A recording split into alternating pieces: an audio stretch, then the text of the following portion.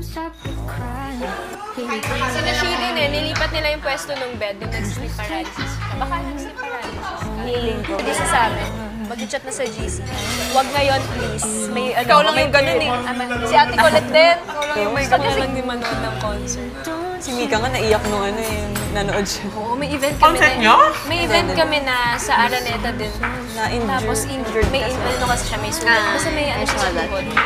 Umiyak siya. Nakita niya nagpe-perform kami. Sabi ko, Naiyak siya. umiiyak. Iba daw pala pag pinapanood. Pinapanood. Same kayo ni Ate Aya, ganyan siya. Si Ate Aya din. Pag may time na nasa training kami, tapos alam namin meron siya, tapos nawawala na siya, check namin siya agad sa CR. Sabi ko na, ganun no. Mas pinaka-time siya kay Gwen. S1 si talaga? Gwen, si Ate Maloy. Ikaw, melody ka lang. Melody ako. Meron. S2. Minsan gumigit Ay, S2.